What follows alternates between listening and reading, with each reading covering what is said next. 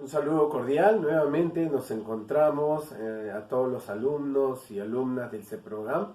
Estamos en el segundo video de esta parte introductoria de arte y cultura. De alguna manera u otra ya habrá descubierto cuáles han sido esas emociones, esos sentimientos que estás viviendo hasta el momento o que has vivido, ¿no? En tu familia seguro hay algunos sentimientos que todavía están por vivir, ¿no? Y hay que estar atentos también de alguna manera para poder apoyarlos en esta experimentación de nuevos sentimientos, emociones que vamos a vivir. Bien, en este segundo video vamos a conocer un poco acerca sobre cómo nace el arte, de alguna manera, ¿no? En algunos estudios, en algunos libros, nos vamos a dar a entender, ¿no? Nos van a dar a entender de que el arte, por ejemplo, ¿no? Tiene ciertos nacimientos en algunas características, por ejemplo, ¿no? La danza clásica, la danza moderna, tienen a veces fechas de nacimiento, ¿no? Carnavales, por ejemplo, los carnavales sabemos muy bien que nacen en Grecia en honor al dios Baco, y muchas veces dicen, hay fechas, ¿no? Entre 1200 a 1400 en Grecia, ¿no? El teatro también nace con el carnaval, pero vamos a ver, vamos a trasladarnos un poco más atrás. Sabemos muy bien las etapas de la historia. Nos vamos a ir un poco al hombre de las cavernas, ¿no? Si bien es cierto, nosotros conocemos al hombre de las cavernas, ¿y qué es lo que hace el hombre? A ver, antes de cualquier profesión, antes de cualquier invento, antes de las armas, antes de que él pueda descubrir el fuego, ¿qué es lo que descubrió primero? Descubrió una emoción, un sentimiento. Profesor, entonces me va a decir que el arte nació primero, nace con el hombre. ¿Por qué? ¿Por qué? Porque el hombre siempre ha tenido una necesidad de expresar algo. Profesor, ¿y usted en qué se basa a decir de que el arte nace con el hombre? Como te he dicho, nos vamos a la época de las cavernas, ¿no? ¿Qué hace el hombre en las cavernas? Dibuja. ¿Qué dibuja? Hace unas pinturas. ¿Qué pinturas? Pinturas rupestres. ¿De qué? De estos animales de centílopes, ¿no? De mamuts por ahí, ¿no? De otros animales de esa época y que de alguna manera los ve, los analiza. Hay otras pinturas donde ellos están en casa, ¿no? Entonces ya es una expresión artística. Mira, unas pinturas rupestres, ¿no? Para poder hacer estas pinturas, ellos ¿qué utilizaban? Colorantes, ¿no? Pinturas naturales, porque en ese tiempo no iban a ir a una tienda, señora, pásenme témpera, acuarela, porque voy a hacer mi pintura rupestre, ¿no? Pues utilizaban los medios naturales para obtener estos medios de cómo pintar de alguna manera. Entonces, eh, ¿cuál era el objetivo de hacer estas pinturas? Nos ponemos a pensar. ¿Mm?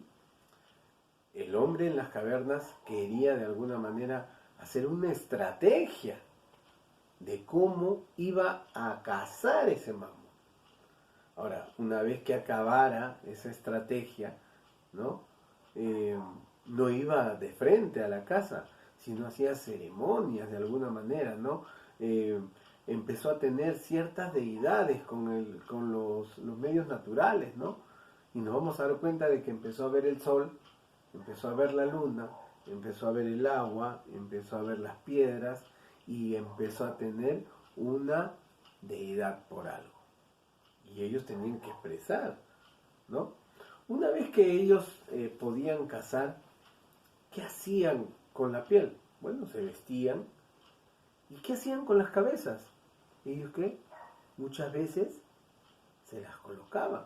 Y nos vamos a dar cuenta porque ¿no? El hombre en las cavernas utiliza de alguna manera estos implementos de los animales. ¿Para qué? Para darse un sentido de poder y de alguna manera dramatizar cuando lo veían, ¿no? Entre grupo y grupo, ¿no? Entonces ellos se fueron caracterizando, dramatizando su posición, ¿no? Que tenían en esa época. Entonces nos vamos a dar cuenta de que el arte nace con el hombre, nace. Y apenas el hombre va descubriendo muchas cosas, muchas vivencias, el arte también va evolucionando con el hombre y se va adaptando a muchas cosas. Ahora, como yo te decía, ¿no? En los libros vamos a ver muy bien de que existen indicios de fechas donde aparecen, ¿no? Pero ya son características especiales. El ballet tiene una fecha, una época donde nace, ¿no? La danza moderna, la danza contemporánea, el teatro, el cine, la música, en fin. De alguna manera u otra, como te decía, el arte, la expresión, nace con el hombre. Ahora, ya hemos visto, por ejemplo, una pintura, ¿no? Ya hemos visto tal vez una dramatización con el uso de los medios, de cómo obtenía los materiales, ¿no? Esos cuernos, esas formas, ¿ya? Y los instrumentos, a ver, cómo el hombre empieza a darse cuenta de que podía emitir sonido a través de los objetos. A ver, ¿cómo podría haber sido? Mira, estamos en la época del hombre en las cavernas. Ese mismo hombre que hacía una pintura rupestre para poder cazar un animal, ¿no? Ese mismo hombre que de alguna manera utilizaba la piel para poder abrigarse, ¿no? Y de alguna manera los implementos que podrían tener esos animales, tal vez un cuerno, unas garras, en fin. ¿Qué hacía él? ¿Cómo se dio cuenta de que esas vísceras, ¿no? Que podía obtener del animal, secándolas, ¿no? Poniéndole sobre una corteza de un árbol, podía emitir un sonido? ¿Cómo así se dio este efecto? ¿No? ¿Cómo se dio? ¿Cómo se dan estos hombres que cuando iban en luchas entre grupos y grupos, ¿no? Utilizaban esos huesos, ¿no? Esos huesos, y si tú te das cuenta, ¿no? Y siempre está caracterizado un hombre en las cavernas, siempre en su mano, ¿qué lleva? Lleva un mazo. Y en otra mano que lleva un hueso.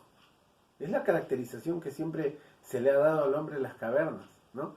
¿Y por qué? Porque de alguna manera el hueso siempre predominaba una lucha, una victoria, ¿no?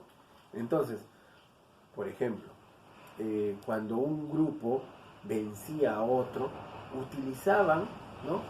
Esos huesos. ¿Para qué? Para que esos espíritus le ayuden a combatir a otro, ¿no? O sea, mira, yo vencí a tu pueblo, mira, escucha, tú, ¿no? Esos cuernos que utilizaban como trompetas. Entonces, de alguna manera u otra, nos vamos a dar cuenta, ¿ya? Hasta este momento de la historia, donde aparece el hombre, aparece el arte. Y de alguna manera va a ir evolucionando. Van a existir fechas de cómo nacen algunas características. Puede ser danzaria, puede ser de teatrales, pueden ser artísticas, en fin. ¿Ya? Nos vemos en el siguiente video y vamos a descubrir acerca sobre los componentes artísticos y cómo está ceñido en el sistema educativo nacional.